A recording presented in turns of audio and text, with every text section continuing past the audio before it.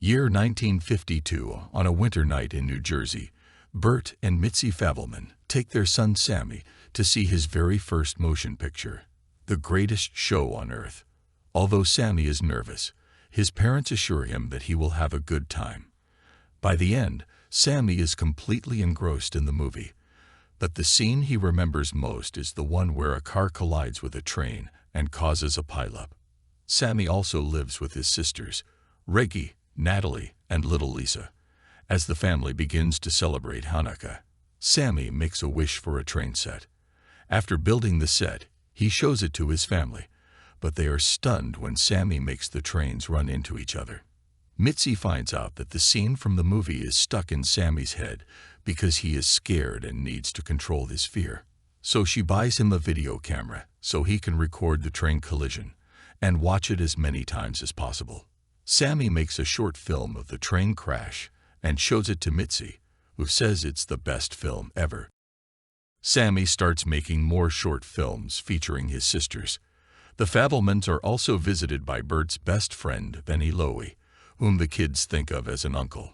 It also becomes apparent that Mitzi is a talented piano player, so she understands Sammy's own aspirations.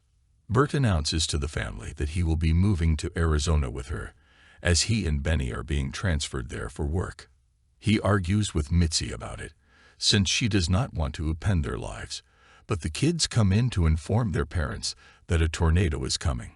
Mitzi puts Sammy, Reggie, and Natalie in the car and drives off to get a closer look at the tornado, nearly getting into a car accident. Shaken up, Mitzi has the kids say that everything happens for a reason. The Fabelmans move to Arizona. Years later, Sammy continues to make short films with his friends from the Boy Scouts, Reggie, Natalie, and Lisa.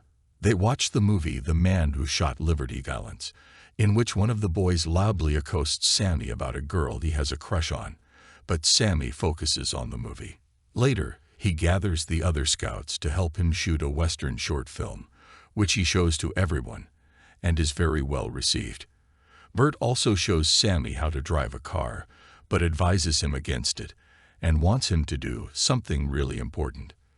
The family goes on a camping trip with Benny. Sammy records lots of footage of them having fun together, with Mitzi acting silly for her kids. At night, Mitzi starts dancing, and Benny turns on the car headlights so Sammy has good lighting to record it. Reggie tries to stop her mother because her dress is see-through, but she keeps dancing and the others watch. Later, Mitzi's mother dies, throwing her into a severe depression. Bert gets an editing computer and asks Sammy to make a short film about the camping trip, although Sammy actually wants to make a new film. Bert tells him that he is being selfish because he wants Sammy to make the film right away to cheer up his mother. That night, Mitzi receives a phone call that she thinks is her mother warning her about someone. The next morning, the family gets a visit from Mitzi's uncle, Boris Schildkraut, who Mitzi says scared the living daylights out of her mother. Although Boris seems a bit gruff, he understands Sammy's fascination with art. He explains how he gave up his own dreams to work and make money more easily, and Boris also says that Mitzi should have been a concert pianist. He encourages Sammy to continue with his art, even if it conflicts with his family relationships. Sammy starts working on the camping film. While editing, he notices many clips where Mitzi and Benny become very close and even leave together. This leads Sammy to start hating the two of them. He lets his frustration flow into the direction of his next film, a war movie. He encourages the lead actor to really cry at the sight of the extras playing his dead soldiers. At the premiere of his war film, Sammy receives a lot of applause. However, he begins to deliberately ignore Mitzi and Benny. After weeks of the same behavior, Sammy and Mitzi get into a heated argument that ends with Mitzi slapping Sammy on his bare back and leaving a red handprint. She immediately regrets it, but goes to Sammy and asks him to be open with her. Without saying a word, Sammy gives her the montage of footage of her and Benny. Mitzi is moved to tears, but tells Sammy she is sorry and asks him not to tell his father or sisters. Bert starts a new job, which necessitates another family move to California. Benny stays in Phoenix to avoid conflict between Bert and Mitzi. Sammy decides to give up filmmaking and sells his camera, after which Benny buys him a new one. Although Sammy tries to refuse it and even pay Benny back the money, the latter tells Sammy that he can hate him all he wants, but he asks him not to give up filmmaking because it would break his mother's heart. The Fabelmans move to California and live in a makeshift house. Sammy enters high school and quickly comes into conflict with jocks Logan and Chad after Sammy accidentally shoots a volleyball into Logan's face. When they learn that Sammy is Jewish, they start making anti-Semitic remarks about him, calling him Bagelman. Later, Sammy catches Logan making out with a girl named Renee.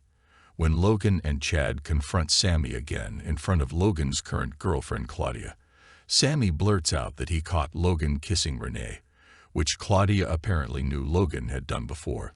Logan punches Sammy in the face and demands that he tell Claudia that he lied.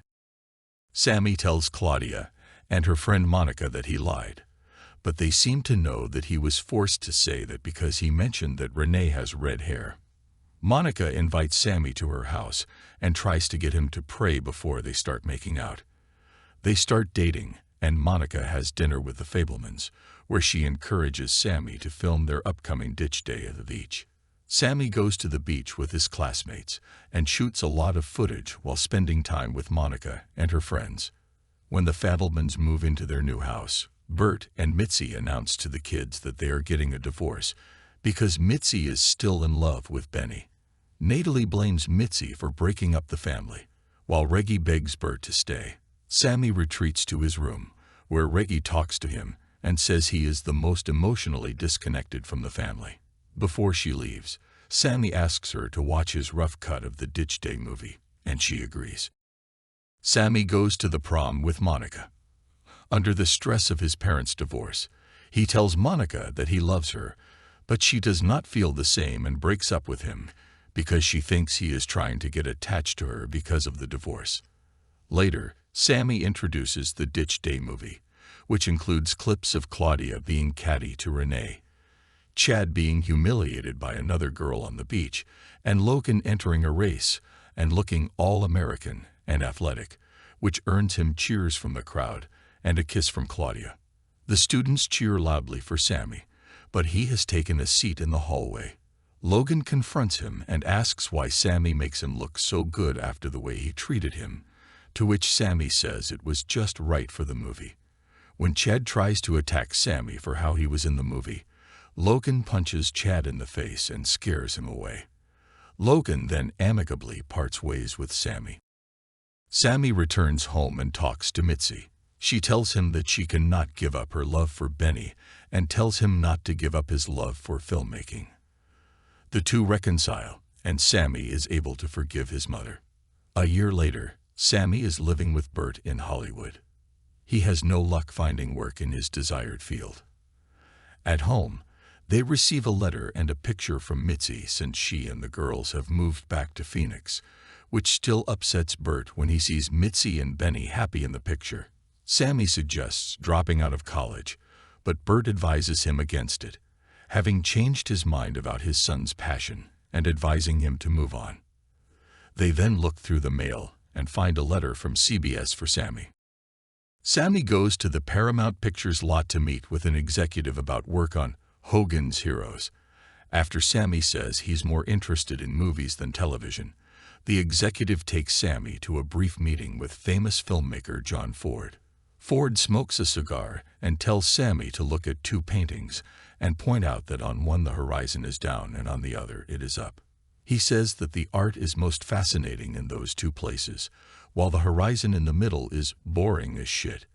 With this advice, Sammy walks through the backcountry with a strengthened sense of his art, and the camera briefly pans around so that the horizon is at the top. That's a wrap on this movie explaining video. We hope you found it helpful in understanding the film's themes, symbols, and meanings. If you enjoyed the video, please give it a like and consider subscribing to our channel for more content like this. Sharing this video with your friends and followers can also help to support our work. Thanks for watching.